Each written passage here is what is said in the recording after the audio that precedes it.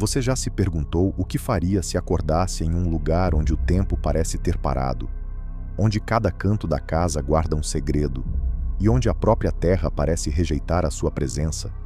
Essa não é uma história inventada, é um relato real. E eu fui testemunha. Meu nome é Cláudia, tenho 41 anos, sou professora universitária e moro hoje em Belo Horizonte. Mas tudo o que você vai ouvir aqui aconteceu em 2007, numa fazenda no interior de Minas, perto da cidade de Ayuruoca, na Serra da Mantiqueira. O que começou como uma viagem de descanso entre amigos acabou virando o episódio mais sombrio e confuso da minha vida. Uma experiência que marcou profundamente cada um de nós que esteve lá e que até hoje me faz acordar suando frio durante a madrugada. Essa história envolve desaparecimentos, vozes sem corpo, objetos que se movem sozinhos, sonhos compartilhados e um tipo de mal que parecia estar enterrado na terra. Era início de outubro, feriado prolongado. Eu, meu namorado na época, Daniel, e mais 3 amigos decidimos alugar uma casa no campo. A ideia era fugir da correria da cidade, desligar o celular e curtir o silêncio. Uma conhecida da minha mãe nos indicou uma fazenda centenária que estava sendo reformada para hospedagem. Isolada, silenciosa, cheia de natureza. Perfeita, né? Marcamos a estadia para 3 dias. O lugar se chamava Fazenda Vale Escuro, um nome que a gente achou curioso, até poético. Não imaginávamos o quão literal ele seria.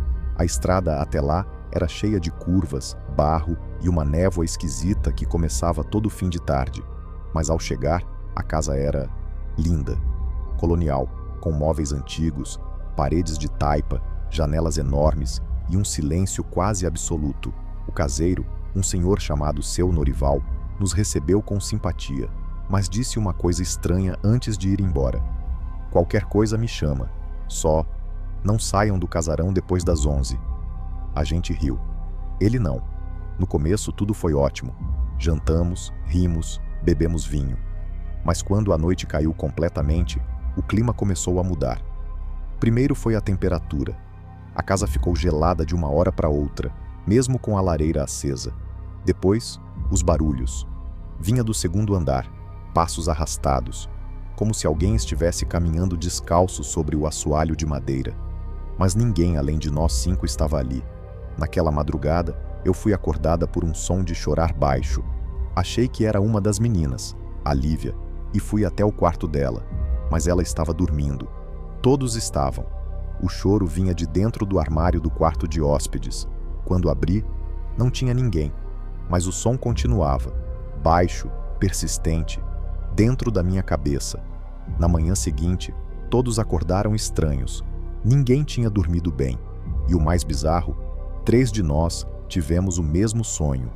No sonho, estávamos em um campo seco, com a casa da fazenda ao fundo, mas escurecida, em ruínas.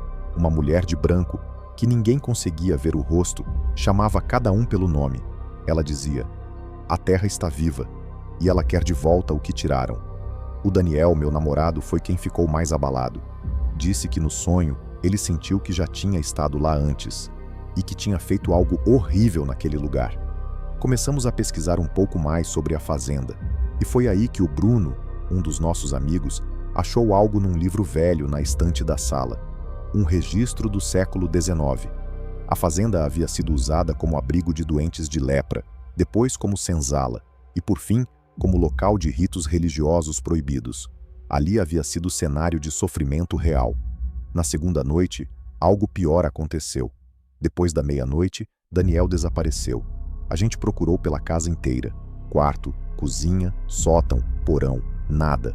Até que o André ouviu barulhos vindos da parte de trás da casa. Uma porta que dava para um pequeno depósito.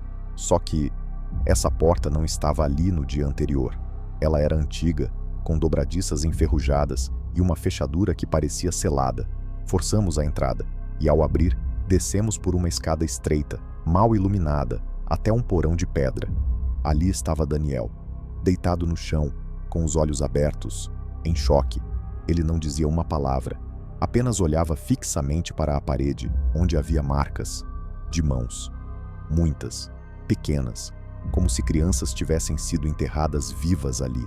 Queríamos ir embora imediatamente, mas ao tentar sair com o carro, a estrada simplesmente não estava mais lá. Em vez do caminho que usamos para chegar, havia apenas neblina, uma parede branca que engolia tudo. Voltamos para casa em desespero, e naquela noite, todos ouvimos a mulher do sonho.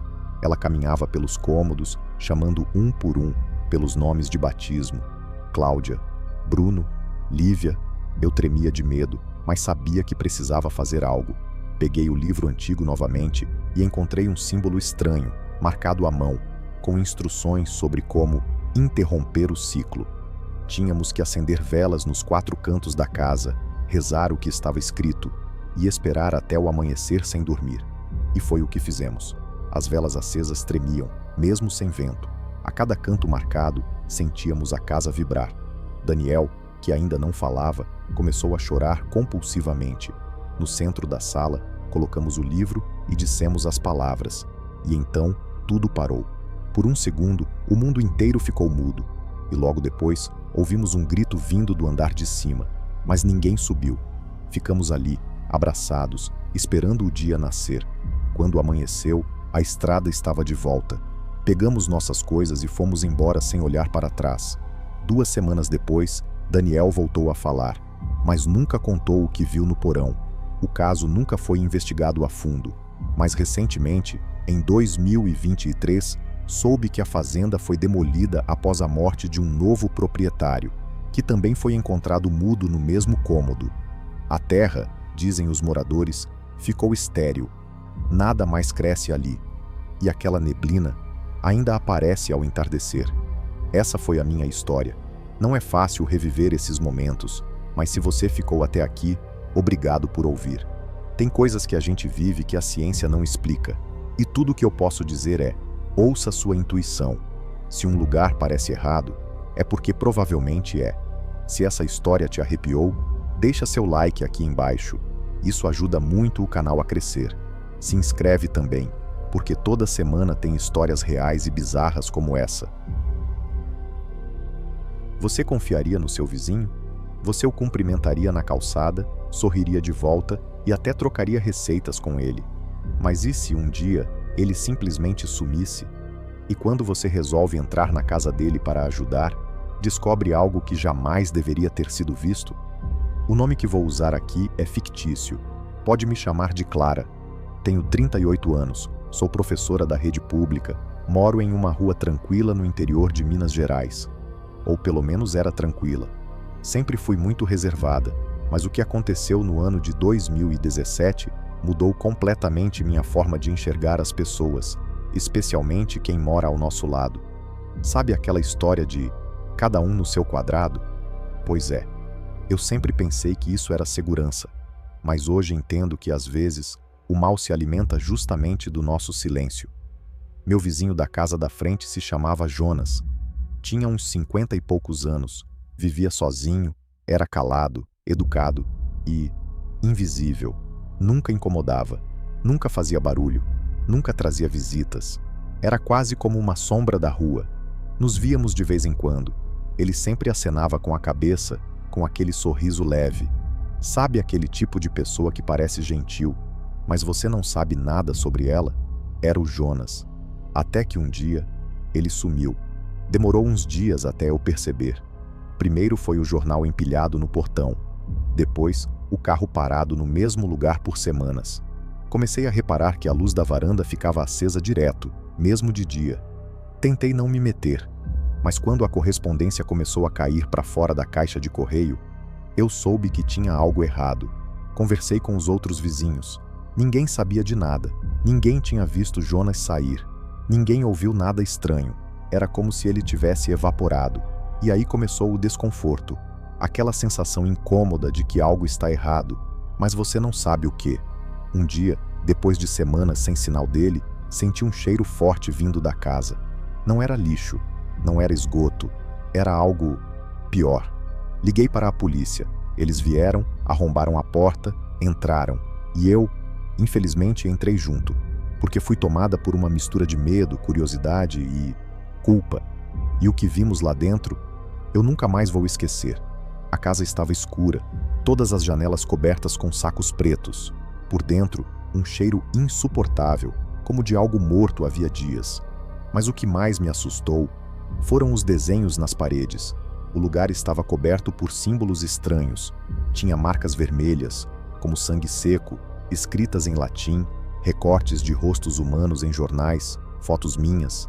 Sim, fotos minhas. Na geladeira, nada. Nos armários, velas negras, frascos com líquidos desconhecidos, potes com cabelo e dentes. No quarto encontramos um altar, velas apagadas, um espelho quebrado e no chão, mais uma vez, fotos.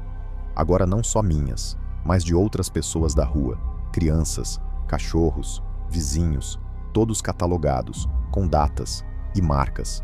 A polícia disse que parecia algo ritualístico, mas nada disso se comparava ao que estava no porão. No canto da cozinha, atrás de um armário empurrado para o lado, havia uma escotilha no chão, trancada com corrente. Depois de arrombarem, descemos. A umidade era sufocante, a escuridão parecia viva. Lá embaixo, um colchão velho, correntes na parede, manchas de sangue no chão e uma boneca com meu rosto colado em papel. Ali, ninguém teve mais dúvida. Jonas estava fazendo algo doentio, obsessivo. Mas o problema é, nunca encontraram Jonas.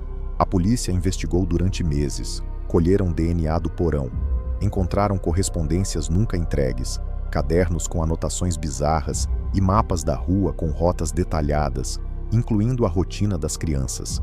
Descobriram que Jonas havia mudado de nome 2 vezes. Tinha histórico em outros estados. Havia registros de desaparecimentos por onde passou. Mas ele nunca mais foi visto. E mesmo com mandado de prisão, buscas em hospitais, rodoviárias, nada. Era como se tivesse evaporado da mesma forma que apareceu. Depois disso, minha vida mudou completamente. Mudei de casa, de bairro, de cidade.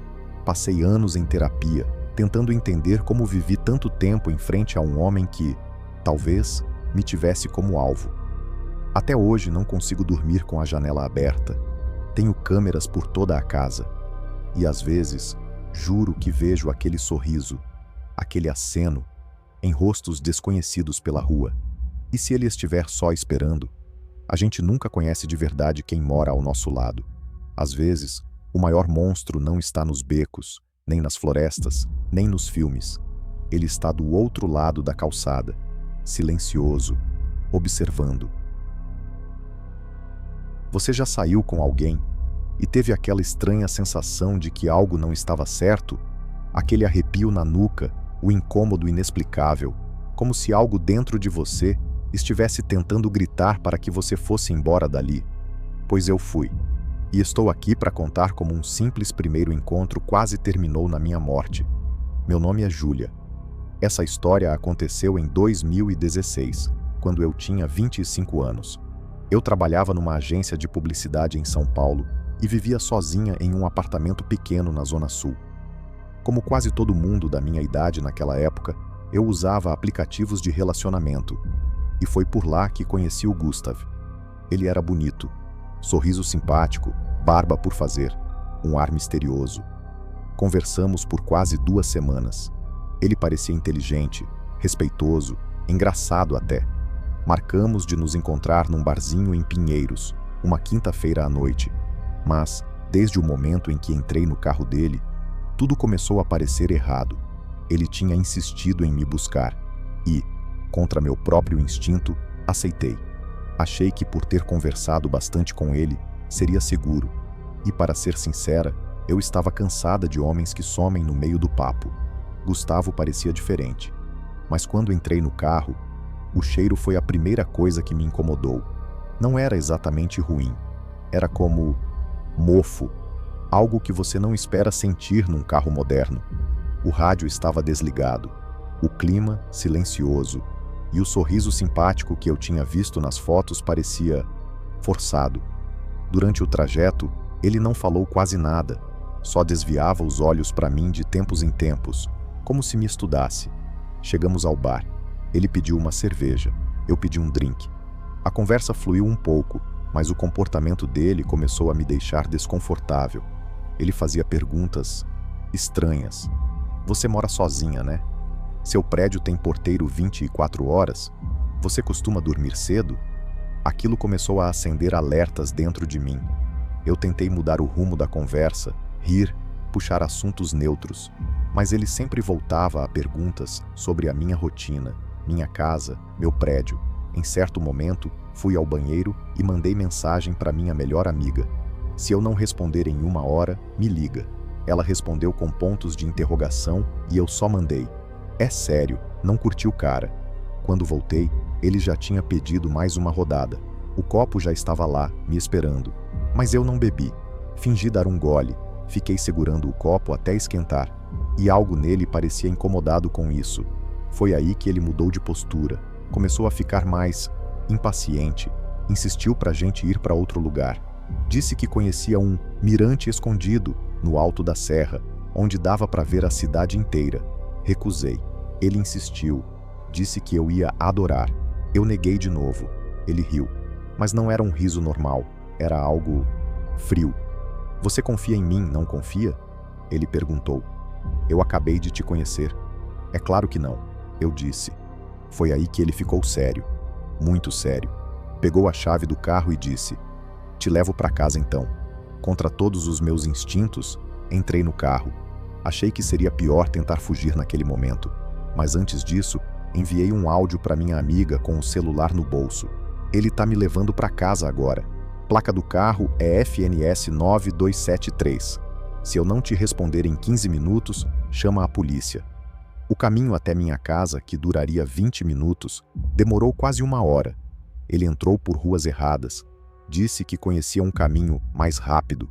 Fez um desvio por uma rua deserta. Eu não conhecia aquela região. Não tinha nada em volta. O coração batia na minha garganta. Peguei o celular disfarçadamente. Mandei minha localização em tempo real para minha amiga. Ela mandou um emoji de ok. E em seguida, chamei a polícia. Tô indo para sua casa. De repente, o Daniel parou o carro, no meio do nada. Desligou o motor. Olhou para mim e disse: você tá com medo de mim? Minha voz mal saiu. Sim, tô. É melhor ter mesmo. Ele respondeu. Ele saiu do carro, foi até o porta-malas. Meu corpo congelou. Foi quando eu vi, pelo retrovisor, luzes se aproximando. Eram 2 carros e uma viatura da polícia. Ele tentou entrar no carro de novo, mas os policiais foram rápidos. Ele foi imobilizado e dentro do porta-malas havia uma corda, uma pá e um saco preto com alguma coisa pesada dentro. Até hoje não sei exatamente o que tinha ali, mas não precisava saber. Ele já era investigado por desaparecimentos em encontros marcados por aplicativos. 3 mulheres tinham sumido. 2 nunca foram encontradas. Eu fui a próxima, mas sobrevivi. Por pouco. Hoje, 9 anos depois, ainda olho por cima do ombro. Ainda tenho receio de me relacionar. E ainda me culpo, às vezes, por ter ignorado meus instintos. Se você achou essa história absurda, saiba que ela não é única. Tem mais gente por aí do que você imagina, esperando o momento certo para se aproximar. Nunca ignore seus sinais. Nunca ache que é só coisa da sua cabeça. E sempre avise alguém onde você vai estar. Se você chegou até aqui, eu quero te agradecer e pedir para você deixar seu like no vídeo. Isso ajuda muito a espalhar essas histórias para mais pessoas. E se você quiser ouvir outros relatos reais e assustadores como esses, se inscreve no canal para não perder nada. Lembrando que todos os dias saem vídeos novos. Até a próxima!